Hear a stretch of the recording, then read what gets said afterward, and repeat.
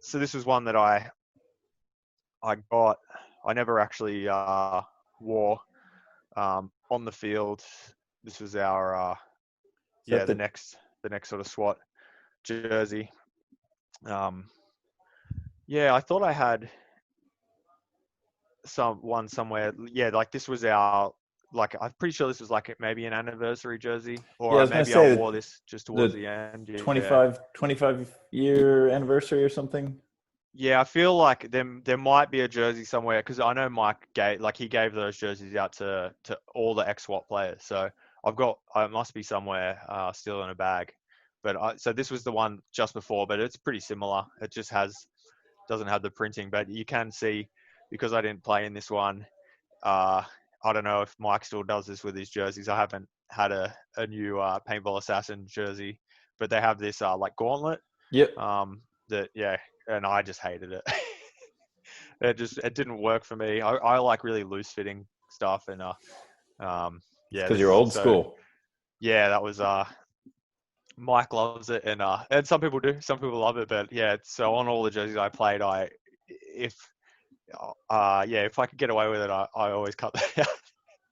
Oh, and just like sometimes we used to cut padding out of our jerseys, all sorts of things. Old school guys, doing all sorts of weird things. So my last SWAT jersey. So this was when I came back, 2015. It was a really fun event, but yeah, this is the inside of the jersey, as you can see. I know. I remember I sent this one to you. So this is the shredder jersey, as Yep. we sort of nicknamed it. This is the one that I got cut out of when this is literally the last SWAT jersey I ever wore on the field. That's what I want. There you go. Sorry. Yeah, that's it. That's the one. All right. Now, why is it in such a state? Yeah, so this was the reason I pretty much wrapped up paintball. It was 2015 was the year. Like, I'd had a break. It was when I first met my wife, and I guess it's the reason why she became my wife is because she told me, like, you talk about paintball so much, you obviously care about it. She's like, what are you doing here? You need to get back out and start playing again. So 2015 I got out, and oh man, I was on that year was so good. Like, I'd been rescinded the captaincy role, so I was just a player for the year, and I was just having a ball of a time. Ben Simpson had left the team, so there was a spot in the snake for me again. So I was just back at home, my favorite position on the field, charging along. Had Justin Cornell guesting with us that year, and him and me were just gelling all the time. Whenever we played together, we had such a time. And something that I'd seen happen before so many times, something that I'd actually thought, if this happens to me, I'm going to play it different. But I dislocated my shoulder I dove into the snake, and it was the secondary move. It was an angled beam, put all the weight down, and my shoulder popped. And I always said, I'd seen it happen so many times. If my shoulder ever goes in a point, and we're up, you got to sit there and just let the team win. That was always what I always said to me. If your shoulder pops when you're playing, you just got to let your team win. But and we were charging that point. Like, I think we were G2. Like, we were going so good, but the pain. I just couldn't hold it, and had to just start screaming, and they stopped the point, and then they called a paramedic, a specialized paramedic, and they were able to actually put it back in on the field. They took me to the car park, put my shoulder back in, and then they said it's back in now, so it's up to you. Like, you can come to hospital, or you can stay and watch. And that was probably my biggest mistake, was staying and watching. You reckon? Well, if I'd gone to hospital, I would have gone through as emergency, and they probably would have found the tear that had happened earlier. And whereas the way I went through things, it was all elective surgery, so it was a bit more expensive. Okay. So there you go, kids. There's a lesson there. So this one doesn't have my name on it, but it's probably my dearest jersey, and a lot of people, like, hardly anyone would know it, but this is a jersey, just nice and simple. You can tell I'm from the 90s. A 90s kid. Is that just a black long sleeve? Yeah, just a like black t-shirt? long sleeve with the Goonies. So One-eyed Willie. Yeah, that's it. Adam actually knocked these up for us. We had a 3-man event coming. That we played, and we wanted to play as the Goonies because me and my two good mates, Luke and Tate Viner, we just wanted to put a 3-man team in, and so this jersey here is probably the team doesn't really exist, but it's just such a cool jersey. And we had so much fun that day. This is this headband that I've worn for majority of my playing days. Does that say? Did that say Abyss? It says SWAT. Oh, okay. So this is a one of one, limited edition SWAT Sandana. Yeah, one of the perks of being, the action stable team or whatever you want to call it, like home team, is that I get to muck around with the screen printer. So I went out the back and printed myself up a headband, and I've pretty much worn it every time I've ever played since. So this is my my juju. I've got.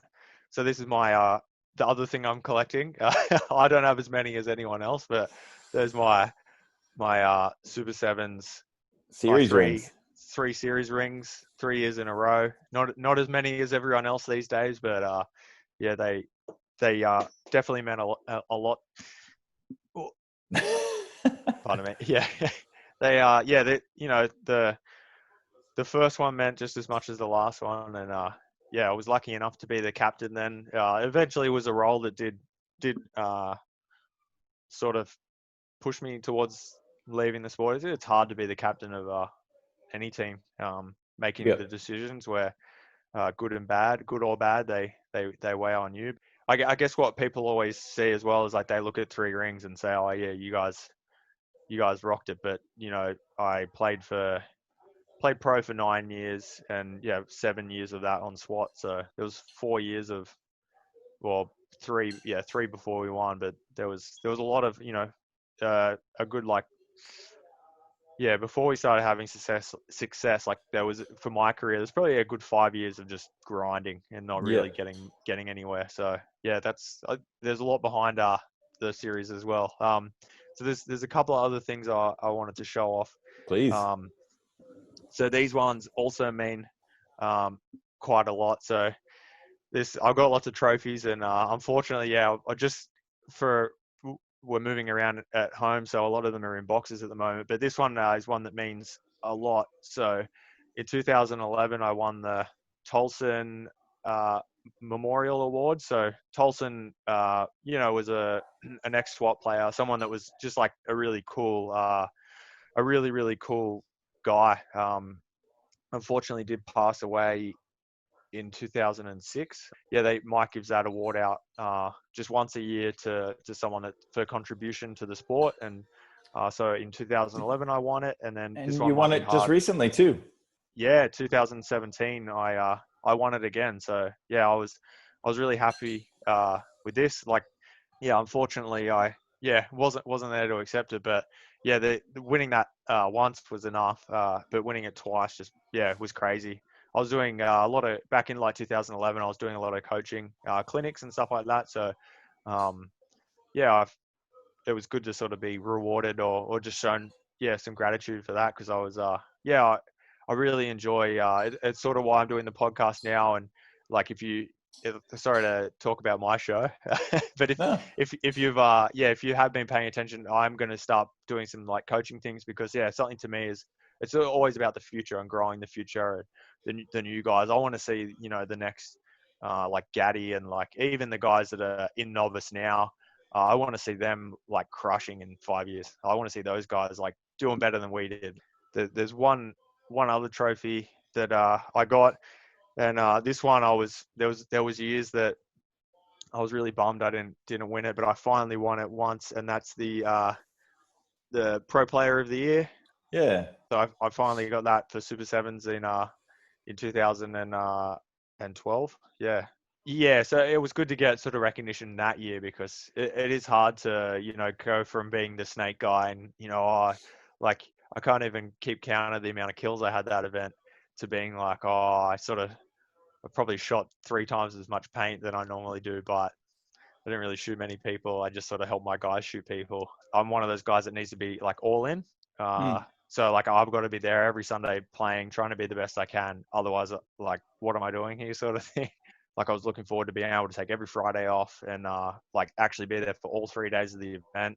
And now I've got the my podcast. Like I feel like I'm a bit more attached to the community again. So I actually Sure. sort of understand the storylines going between the teams now. So, oh man, I was looking forward to this season as well because I felt like the most attached I have to paintball in a few years. So yeah, I'm chatting to all the guys all the time. I like talk to some of the Marauders boys from time to time, and yeah, like the Eskimo guys, always keeping up with them. So yeah, like I was ready to put 100% into like my new role this year.